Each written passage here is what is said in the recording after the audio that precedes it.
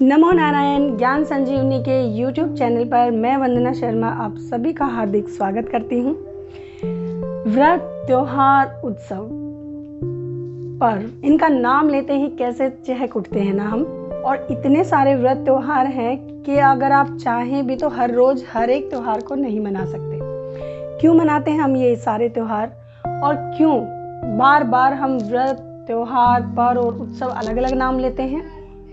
जैसा कि आपने मेरी पिछली वीडियोस में भी देखा, मैं भी नवरात्रि की वीडियो में आपको यही कहती थी कि मैं भारतीय परंपरा के पर्व, त्योहार, व्रत, उत्सव इत्यादि की श्रृंखला लेकर आई हूँ। तो जानते हैं इस वीडियो में कि क्या सूक्ष्म मंत्र है इनमें और क्यों मनाते हैं हम। हमारे शास्त्रकारों ने, ऋषि मुनियों ने बहुत ही सोच समझकर हमारे सभी पर्व, त्योहार, व्रत, उत्सव इत्यादि बनाए हैं। सबसे एक सीधा साधा उदाहरण आप देखिए, जब हम नॉर्मली एक अपनी लाइफ जी रहे हैं, हम सुबह उठते हैं, खाते पीते हैं, काम करते हैं, जिसे कहते हैं ना बोरिंग सी लाइफ आप बोलते हैं। फिर अचानक से बीच में कोई उत्सव आ जाता है, होली, दिवाली या कोई पर्व आ जाता है, तो किस तरह से हम अपना सारा काम एक तरफ करके नए कपड़े निकालते हैं, सजते हैं, धजते हैं, बहुत कुछ करते हैं। और दूसरी तरफ हमारी संस्कृति है ये त्योहार, ये उत्सव, ये पर्व, ये व्रत, इन्हें हमें किसी भी हाल में नहीं छोड़ना है। बात करूं अगर मैं व्रत की, तो एकादशी, प्रदोष, पूर्णिमा, शिवरात्रि या नवरात्रि, ये व्रत कहे जाते हैं, व्रत किए जाते हैं। जब आप व्रत करते हैं तो आपके अंदर एक भक्ति भावना जागती है, आप बहुत प्रसन्न अंदर से होते हैं।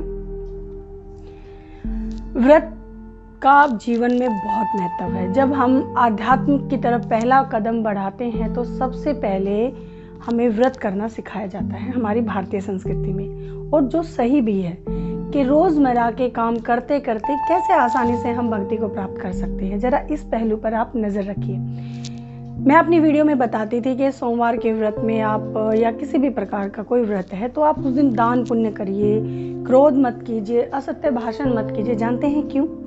क्योंकि पूरे साल जो आप दान पुण्य करते हैं उसका फल एक तरफ, और मात्र एक दिन जिस दिन आपने व्रत रखा है उसका फल एक तरफ होता है। ये हमारी संस्कृति है। आप चाहे तो साप्ताहिक कोई व्रत कर सकते हैं, आप 15 दिन में आने वाली एकादशी को चुन सकते हैं, आप महीने में एक पूर्णिमा रख सकते हैं।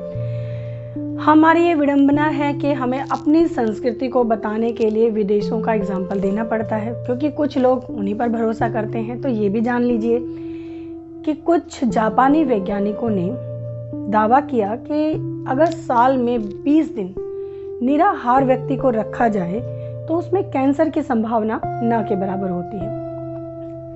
तो आपने देखा, हमारे साल में 24 एकादशी आती हैं। अगर 4 एकादशी मान लिया किसी तरह आप भूल गए या अस्वस्थ नहीं कर पाए, तो भी 20 तो है ना आपके पास। पर्व, त्योहार और उत्सव को यूं तो हम एक पर्यायवाची के रूप में रखते हैं। भारत में बहुत सारे लोक पर्व मनाए जाते हैं तो बहुत सारे राष्ट्रीय पर्व भी होते हैं, लेकिन इनमें भी थोड़ा थोड़ा अंतर है।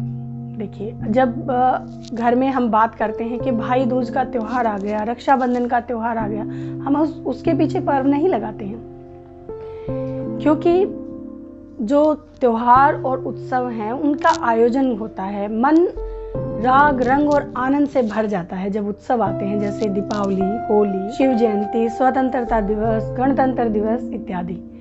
तो मन में भाव आता है कि आप खूब सजे धजे, नए कपड़े पहने, आभूषण पहने, और ऐसा करना भी चाहिए। शास्त्रों में लिखा गया है कि उत्सव को मनुष्य को इस तरह ही मनाना चाहिए जैसे कि लगे कि उनका जीवन ही एक उत्सव है। आपको खूब सजना धजना है, आभूषण पहनने हैं, अपने घर को सुशोभित करना है। आपने देखा होगा कि दिवाली पर किस तरह से हम घर का एक एक कोना साफ करते हैं। सोचिए, पूरे साल में क्या कभी हम इतने फ्री होते हैं कि अपने घर के लिए इतना समय निकाल लें? लेकिन दिवाली पर हम चाहे कितने भी व्यस्त हों, कोई भी काम हो, क्योंकि ये कहीं ना कहीं हमारी जड़ों से जुड़ा है कि दिवाली पर हमें सफाई करनी है, होली का उत्सव मनाना है, तो आप ढेर सारी तैयारी शुरू कर देते हैं। रंग गुलाल खरीदते हैं, फूलों से घर को सजाते हैं, नए कपड़े खरीदते हैं। ये सभी उत्सव किसी न किसी घटना से जुड़े होते हैं। अगर आप देखें गणतंत्र दिवस, तो उस दिन हमारा भारत का संविधान लागू हुआ। स्वतंत्रता दिवस को देश को आज़ादी मिली।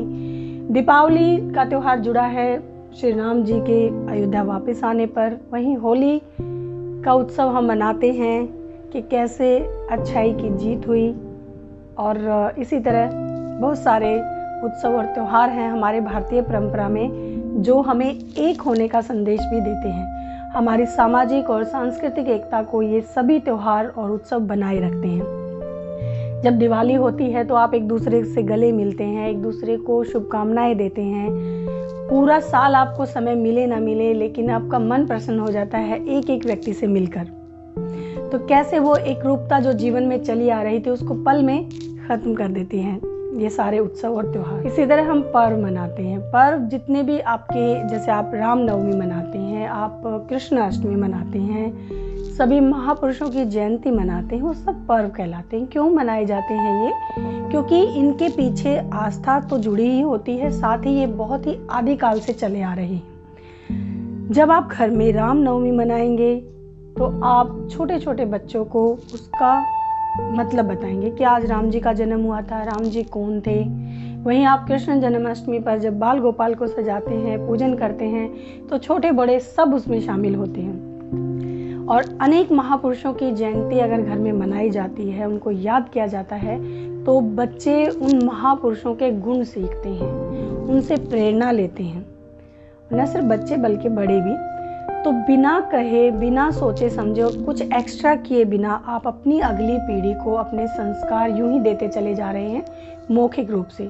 यही भारत की बहुत अच्छी बात रही है कि हमेशा व्रत, त्योहार और पर्व उत्सव के माध्यम से ही हम अपनी अगली पीढ़ी को बहुत कुछ सिखा जाते हैं। तो अंत में मैं यही कहना चाहूँगी कि जितने भी व्रत, पर्व और त्योहार भारत में हैं, आप अपनी सांस्कृतिक विरासत को बचाएं, अपने रीति रिवाजों के अनुसार ही उनको मनाएं। कोई छेड़छाड़ या कुछ भी ना करें। बिना कुछ किए ही आप सांस्कृतिक एकता, सामाजिक एकता का धरातल तैयार कर देंगे अगली पीढ़ी के लिए। तो जीवन को एक उत्सव मनाइए और खूब सारे त्यौहार और उत्सव मनाइए। ज्ञान संजीवनी परिवार की तरफ से आपका सहृदय धन्यवाद। नमो नारायण।